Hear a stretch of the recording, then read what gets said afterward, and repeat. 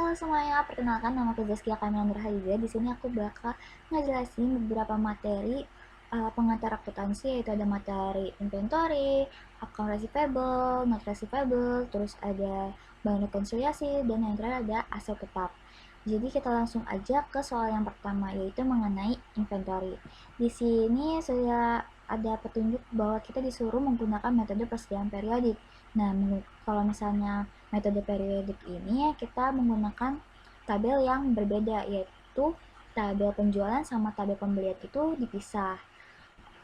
Jadi kita langsung aja buat tabel yang pembeliannya ini. Yang pertama ini pada persediaan awal ini membeli persediaan awal sebanyak 2.400 unit dengan harga per unitnya adalah 20.000. Berarti total harga yang dikeluarkan itu adalah 2.400 dikali 20.000, hasilnya adalah 48 juta rupiah. Lalu selanjutnya pada 6 Januari 2021 ini membeli inventory sebanyak 1.500 unit dengan harga per unitnya 19.000, berarti total harganya adalah 28.500.000 rupiah.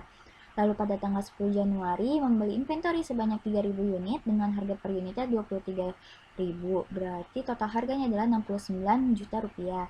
Lalu pada tanggal 14 Januari membeli inventory sebanyak 2.000 unit dengan harga per unitnya 26.000, berarti total harganya adalah 52 juta rupiah. Lalu pada tanggal 23 Januari membeli inventory sebanyak 3.500 unit dengan harga per unitnya 29.000 rupiah.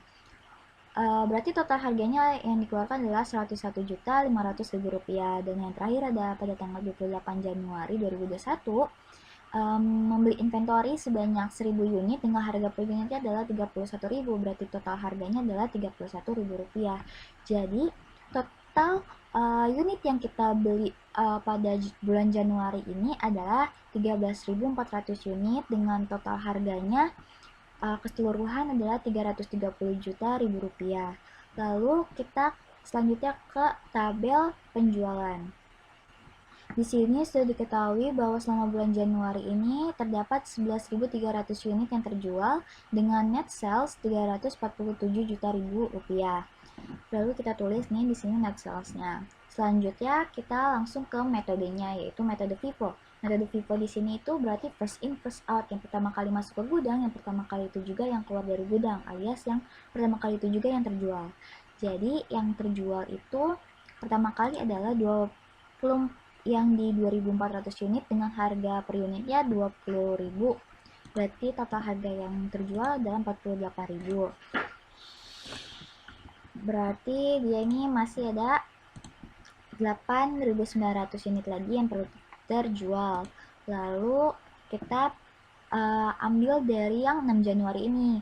Kita masukin ke sini ke tabel yang penjualan 1.500 dengan harga per unitnya 19.000, jadi total penjualannya 28.500. Kalau sudah berarti ini dikurang sama ini, berarti kita membutuhkan 7.400 unit lagi. Lalu kita jual barang yang pada tanggal 10 Januari nih yang harga per unitnya 23.000.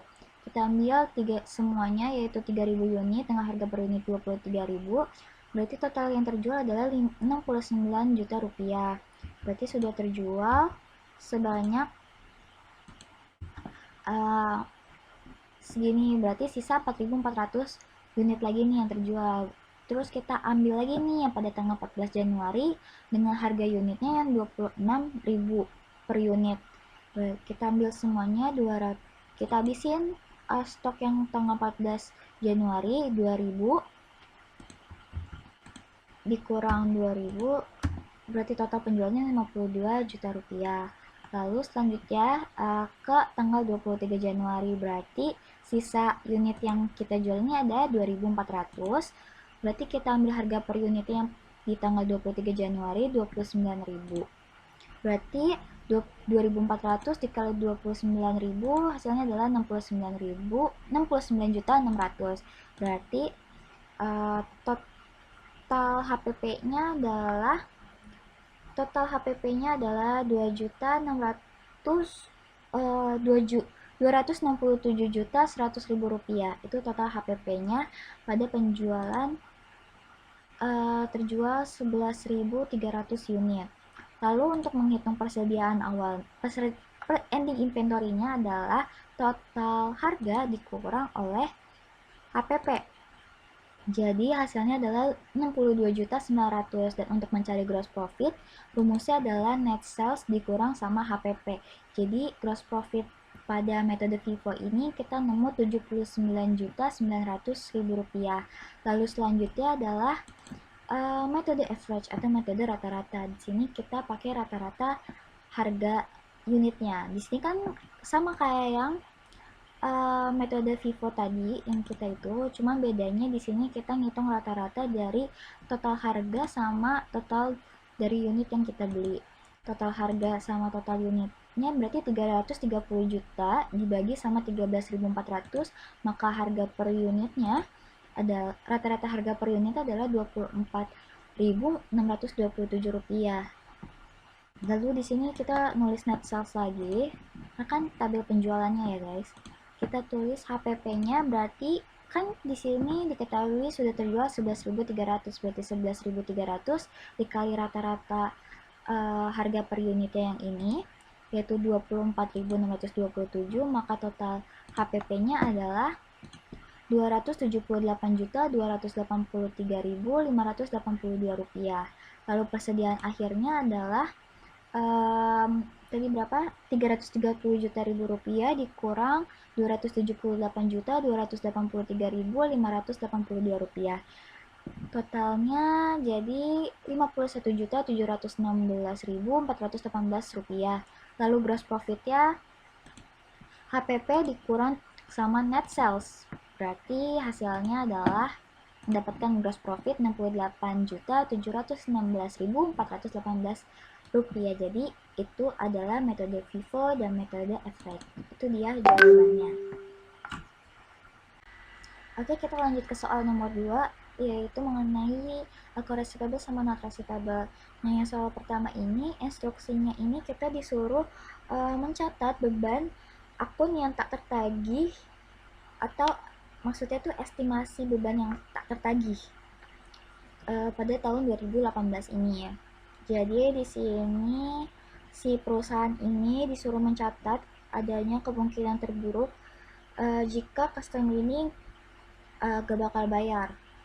Walaupun tapi si perusahaan ini yakin gitu bahwa si customer ini punya itikat baik buat bayar utangnya ini. Jadi kayak ada harapan ke customer-nya gitu. Nah, karena adanya harapan ini, maka di jurnal lah debit by debt expense dengan credit allowance for doubtful account. Nah, kenapa 4.600 ini?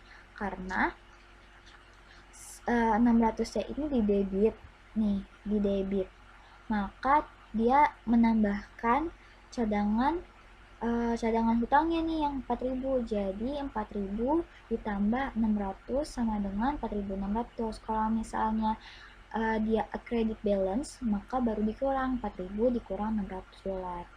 Jadi kita jurnalnya by debt expense 4.000, debit by debt expense 4.600, kreditnya allowance for the full account sebesar 4.600.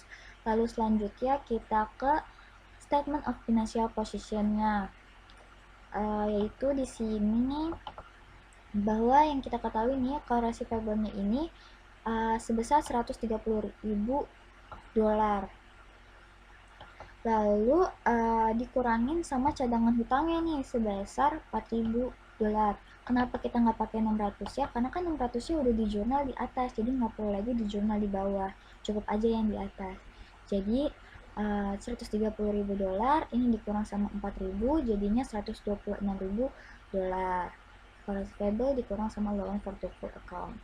Lalu selanjutnya ke soal nomor 2, yaitu soal nomor 2 itu kita write off ya guys. Jadi di perusahaan ini si Country Furniture-nya ini kayak dia merasa bener-bener si customer-nya ini udah gak bakal bayar sebesar 1.000 dolarnya ini nih. Jadi kita Jadi perusahaan menghapus utangnya sebesar $1.000 ini, semua utangnya $1.000 ini pada 4 Maret. Jadi kita jurnal allowing for the full account-nya debit sebesar 1.000, kreditnya account receivable sebesar 1.000 karena kan ngapus utang ya, ngapus piutang. Lalu kita disuruh bikin nih statement of financial sebelum dan sesudah write off. Nah, sebelum write off ini diketahui terdapat 140.000 account receivable, terus ada the balance-nya ya, credit balance-nya sebesar 2.000. Yang seperti aku bilang yang pertama, kalau misalnya di debit ditambah, berarti kalau di kredit dikurang. Berarti 140.000 dikurang 2.000 sama dengan $138. Terus di sini after write off-nya ini kenapa 139.000 kita tulisnya? Kenapa nggak 138? Kenapa 139? Karena kan kita lihat nih pada 140.000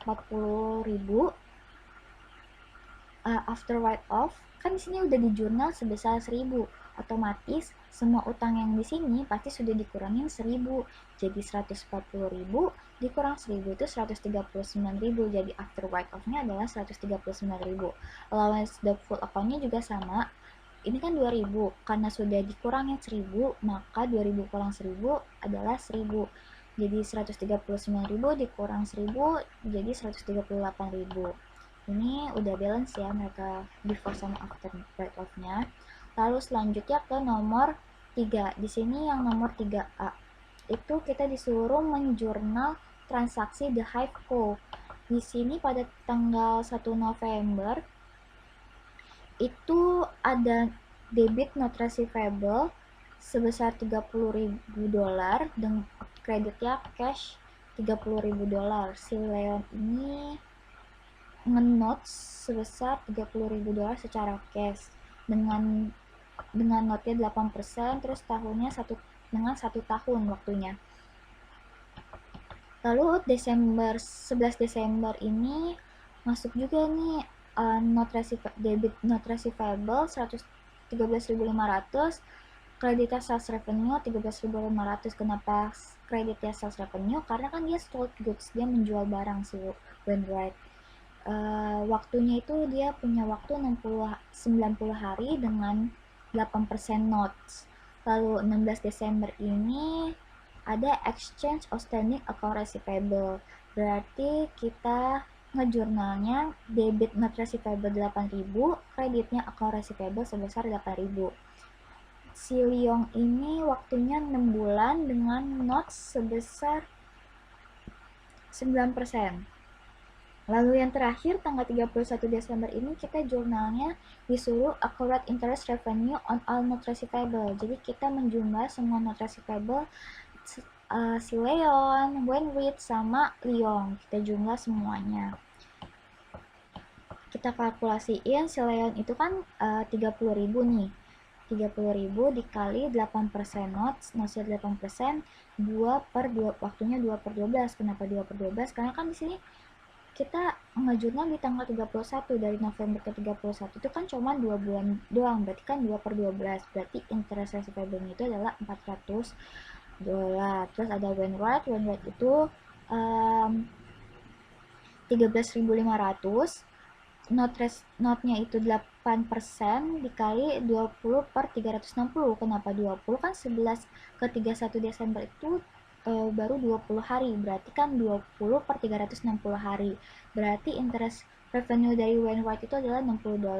Lalu ada Leong di sini dia 8.000 dikali notnya itu 9%, waktunya 6 bulan. Tapi di sini dia dari 16 Desember ke 31 Desember itu waktunya cuma 15 hari, berarti kan 15 per 360 hari. Jadi interest receivable-nya si Leong adalah 30. Jadi kita jumlah 40 ditambah 60 ditambah 30, totalnya adalah 490. Maka jurnalnya adalah debit interest receivable 490 dan kreditnya adalah interest revenue sebesar 490. Lalu 3 yang B ini kita disuruh record the collection of Leon, not maternity in 2020. Jadi pada November 2020 kreditnya itu kita dapat kreditnya itu adalah interest receivable. Interest receivable di tahun lalu itu adalah 400 Leon kan. Lalu kita nyari interest revenue-nya. Interest revenue-nya itu caranya hampir sama kayak yang ini, cuma bedanya dia kan 10 bulan ya, dari 1 November ke 1 November 2019 ke 1 November 2020 kan cuma butuh 10 bulan. Berarti waktunya cuma kita ganti aja jadi 10 per 12. 30.000 dikali 8% kali 10 per 12 adalah 2.000 dolar. Lalu not receivable adalah 30.000 dolar nih. Berarti kita debitnya cash sebesar 32.000 dolar 32.400 dolar. Jadi itu aja nomor 2. Sekarang kita bahas soal nomor 3 mengenai rekonsiliasi bank. Di sini kita instruksinya disuruh buat rekonsiliasi bank untuk tanggal 28 Februari 2021 sama kita disuruh bikin jurnal yang diperlukan. Jadi di sini udah ada keterangannya nih guys, bahwa ada saldo menurut perusahaan sama saldo menurut bank. Yang pertama di sini kita buat bank statement dulu. Nih di bank statement di sini ending balance-nya itu, bank statement balance-nya itu adalah 3070. Ini nih guys, 3070. Berarti kita tulis 3070. Lalu di rekening koran ini juga dicatat bahwa deposit yang tanggal 7 Februari ini, yang 7 Februari 800, 15 Februari 1800, sama 24 Februari 1100. Sedangkan di perusahaan ini mencatat di buku kas besar yang tanggal 6 Februari 800, Februari 15 1800, Februari 23 1100, dan Februari 28 2400. Yang gak dicatat di bank ini kan 28.000 tanggal 28 ya. Jadi bank ini perlu menambahkan depositnya ini secara cash sebesar 2.400. Berarti deposit intransif yaitu adalah, kita tulis nih, bank menambahkan deposit intransif sebesar 2.400. Jadi 3.070 ditambah 2.400 hasilnya adalah 5.470. Lalu di sini ada outstanding check. Di rekening keuangan ini kan tercatat bahwa yang tanggal 28 Februari ini yang dicatat 400, 16 Februari 3.100, 23 Februari 1.100. Sedangkan yang di saldo buku kas besar ini, si perusahaan ini mencatat pada tanggal 3 Februari yang 400, 12 Februari 3.100, 19 Februari 1.100, 25 Februari 500, dan 27 Februari. Jadi yang nggak dicatat bank di rekening koran ini tanggal 25 sama 27.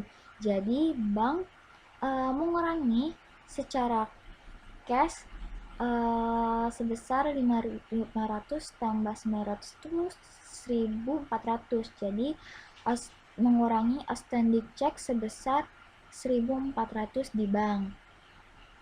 Lalu kita adjust banknya ini, saldo di banknya kita adjust 5.470 dikurang 1.400, jadi totalnya adalah 470. Lalu selanjutnya kita ke perusahaan atau book statement, balance per book.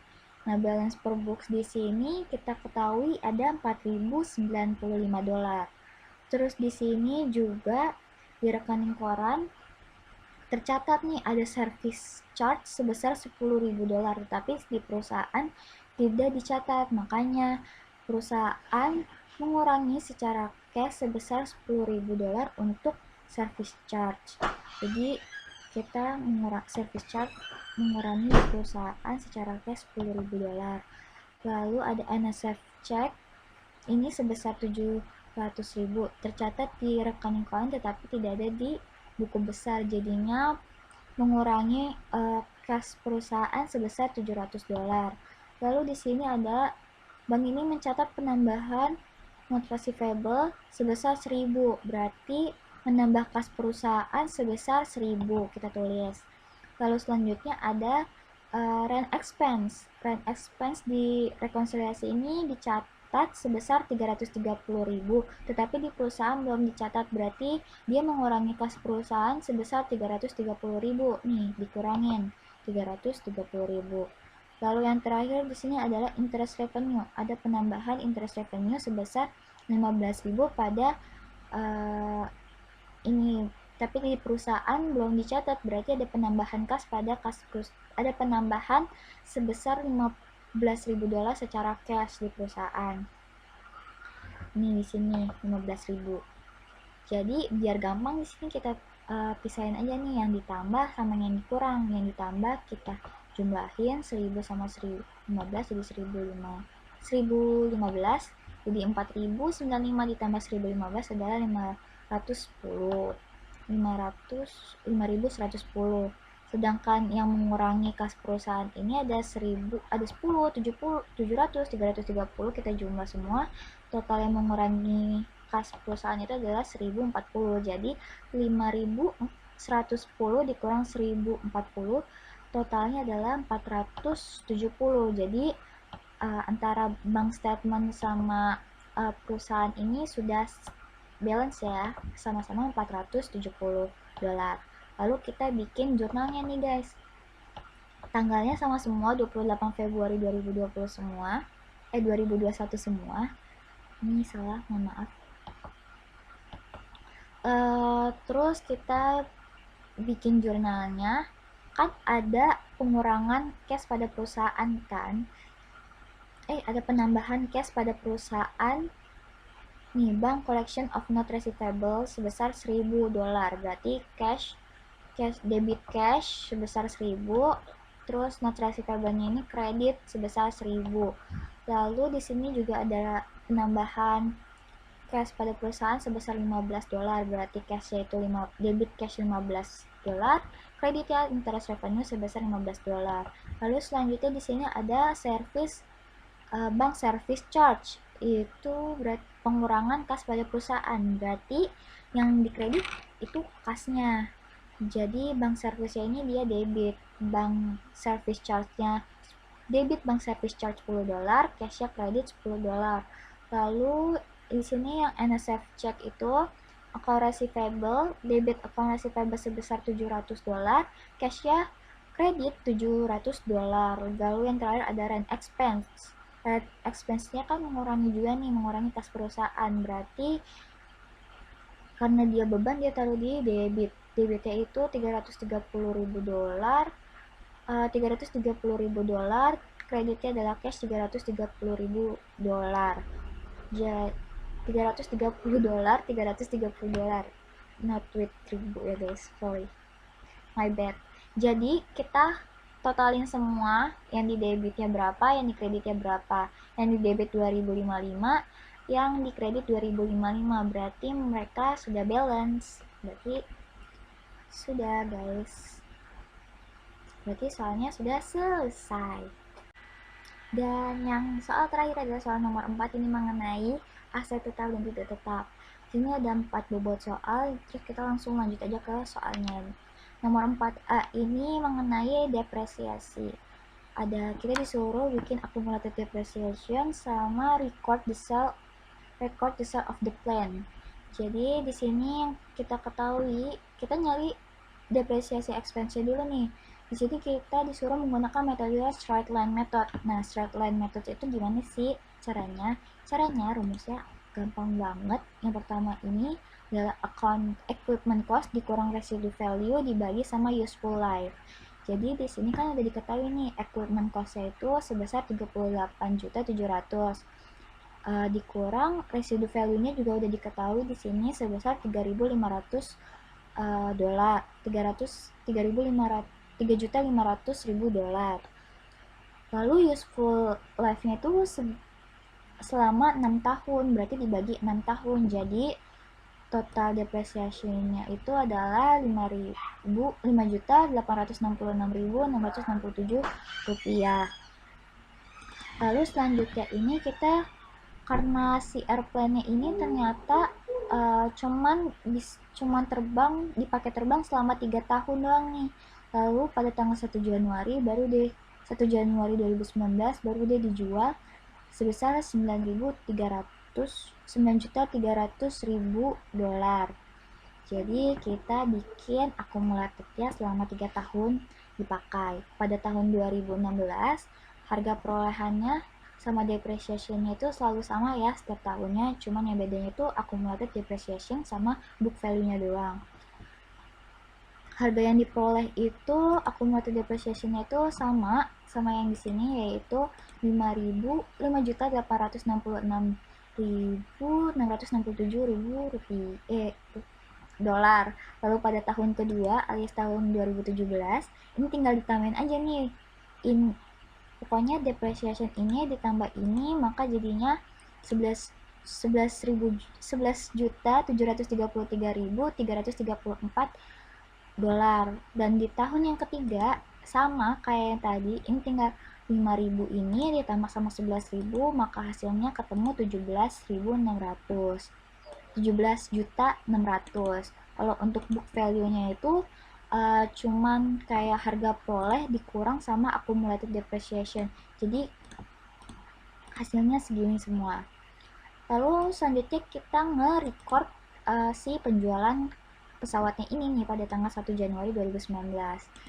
Pada 1 Januari 2019 ini kita debit cashnya debit sebesar 9.300.000 dolar. Lalu accumulated depreciation-nya itu adalah ini kita ambil yang tahun ketiga karena kan cuma dipakai 3 tahun kan. Kita ambil yang di tahun ketiga. Lalu loss equipment, misalnya kita loss equipment-nya nggak tahu nih berapa. Lalu kreditnya adalah equipment-nya nih. Equipment saat kita beli itu 38.700.000. Berarti cara ngitung loss equipment-nya itu tinggal ini ditambah, ini sama ini ditambah, dikurangin sama ini, maka ketemu deh loss equipment-nya. Aku ketemu di sini loss equipment-nya sebesar 11.799.999. Jadi nomor 4A udah selesai ya. Lalu selanjutnya adalah nomor 4B. Nomor 4B ini gampang banget. Kita cuma disuruh menjurnal semuanya aja nih. Yang A ini kita suruh menjurnal mineral right. Jadi debitnya ini diketahui Richmond ini membeli 428.000 mineral deposit. Berarti debit mineral deposit sebesar 428.000 dolar. Terus dengan kreditnya adalah cash karena kan kita membeli kan, berarti cashnya 428.000 dolar. Lalu selanjutnya yang B ini kita seluruh payment fee-nya gitu. Payment fee-nya ini ada 3, yaitu ada filling fee, license fee, sama geologic survey fee. Filling fee, debit filling fee. Jadi kita debit semua fee-nya, kreditnya cash. Filling fee itu sebesar 180 dolar, license fee-nya itu sebesar 2.120 dolar, geologic survey fee-nya itu 65.000 dolar. Lalu total cash yang kita keluarkan adalah 67.300 dolar. Lalu yang terakhir adalah kita disuruh depletion for first year production. Nah, cara cari depletion itu adalah harga yang kita beli dikurang sama unit yang ini, per tonnya ini kita beli 275.000. Terus dikurangin sama berapa produksi yang kita keluarin nih. Kan kita 428.000 ini kita membeli sebanyak 275.000 ton. Terus di H-match ini remove 45.000 ton, berarti 428.000 dibagi 275.000 dikali 45.000. Jadi total depletion expense-nya adalah 70.036 dolar. Kreditnya itu adalah accumulated depletion. Lalu selanjutnya adalah nomor 4C. Nomor 4C ini hampir sama kayak nomor 4A. Ini sama-sama menggunakan straight line method. Cuma bedanya di sini dia no residue value alias zero residue value. Jadi kayak tinggal dibagi aja nih. 120 equipment cost-nya 120 dibagi sama 20 tahun kan ketemu nih depreciation-nya itu 6.000 dolar. Tapi di sini dia sudah memakai selama 3 tahun. Berarti kita kali 3 aja nih. 6.000 dikali 3 berarti 18.000 dolar. Lalu kita bikin deh plan asetnya. Equipment 120.000 dikurang sama 18.000 yang karena kan kita pakai 3 tahun kan, 18.000, maka totalnya adalah 102.000. Nah, ini kan udah ketemu nih netbook value-nya 102.000. Terus di sini dikasih tahu nih karena dia udah dipakai 3 tahun. Terus buildingnya ini ternyata ada kemungkinan dipakai sampai 6 tahun doang. 6 tahun lebih gitulah. Karena kita udah pakai selama 3 tahun, maka ada sisa 3 tahun lagi gitu kan buat dipakai. Berarti netbook value dibagi sama useful life-nya. 3 tahun 102 dibagi 3, 34.000 dolar. Maka jurnalnya adalah debit depreciation expense 34.000 dolar. Kreditnya adalah accumulated depreciation 34.000 dolar. Lalu selanjutnya yang terakhir adalah nomor 4D. Nomor 4D di sini mengenai ini kita suruh bikin jurnal juga. Di sini sudah diketahui nih, Solar Automobile ini dia membayar 300.000 dolar untuk research. Berarti debitnya research expense 300.000 dolar, kreditnya cash 300.000 dolar. Lalu di sini selanjutnya adalah 400.000 dolar untuk development expense. Berarti debitnya development expense 400.000 dolar, kreditnya adalah cash 400.000 dolar. Dan yang terakhir adalah paten nih, dia membeli paten untuk motor baru sebesar 420.000 dolar. Jadi debitnya paten 420.000 dolar, kreditnya adalah cash 420.000 dolar. Karena paten itu kan selalu ada beban amortisasinya. Nah, cara cari amortisasi beban amortisasinya ini adalah harga patennya ini dibagi sama ini tahunnya per tahunnya itu dari patennya itu. Jadi 420 dibagi 7, maka amortasi expense-nya sebesar 60.000 dolar. Debit amortisasi debit expense 60.000 dolar, kreditnya paten 60.000 dolar. Jadi sekian untuk keempat soal tersebut, kurang lebihnya mohon maaf. Terima kasih semuanya. Bye bye.